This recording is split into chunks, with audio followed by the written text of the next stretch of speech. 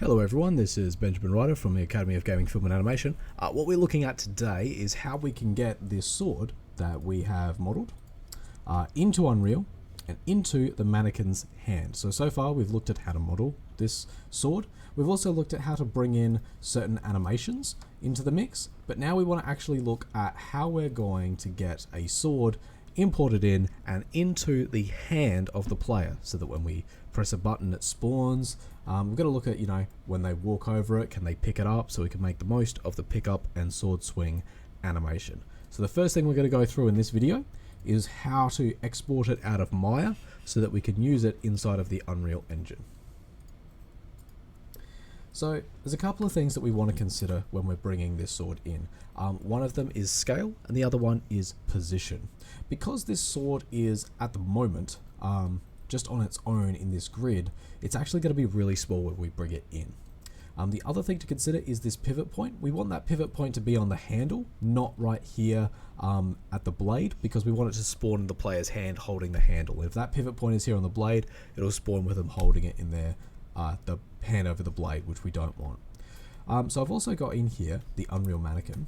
So I'm actually going to import the sword into this scene here, measure it up to the mannequin to get the scale right, and then return it back to the center to bring it in.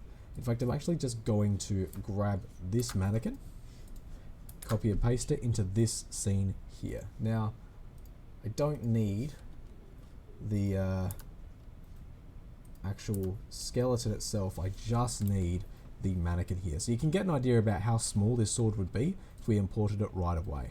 So I'm actually going to resize it up. I'm going to try and position it in the mannequin's hand. Now that's not how we're going to export it, but it is going to be the size that we want it. So this is Sting, and according to the novels and the film, it's actually more of a dagger, but it's just held by a hobbit, so therefore it looks a lot bigger than it actually is. But this is just a fantasy game, so it's all up to you about how big you want to make this particular sword. So that to me is looking good. So I'm now going to go back to my channel box, and I'm just going to freeze and delete transformations. And no, I'm not. I'm going to leave the transformations where they are, and I'm actually going to zero these out manually. And what that does is it brings everything back to, except for the scale, I'm going to leave that at 7.9 because that's apparently the scale we want. And I'm going to zero these ones out here. And what that does is it pulls it back to the center of the grid, or at least closer to it. We now want to line this up. I'm done with this mannequin here, so I'm actually going to delete out the mannequin, so I just don't need it anymore, and all the LODs that come with it. And looks as though we have two swords here. I'm not too sure why. I'm going to figure that out later as well. The Unreal export has already been put in there. So here we have that. We know the scale is right. We want that dead center on where we want the hilt to be held, and then we're going to delete transformations and freeze history. So that is now ready for us to export. We're going to export it out as an FBX file, just like our animations. So I'm going to go export selection. We're going to make sure we're in the right spot, which in this case we are. And then we're just going to call it sword 1, because I've already got an FBX file here for sword. I'm going to make sure that animation is unchecked because we don't want any animations in this one. And I'm going to make sure embedded media is checked as well. So I'm going to go export. There is one other thing that I want to consider here, and that's where the forward facing is.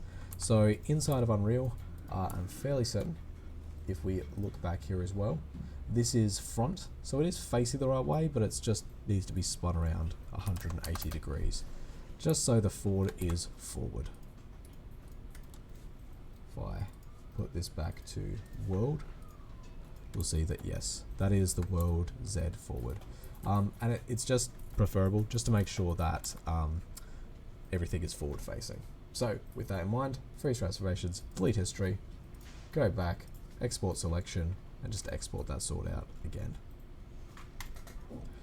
Cool, and that's everything that we really need to do. In the next video, I'm going to go through how to import this into Unreal, and then we're going to look at how we can make that spawn in the character's hand.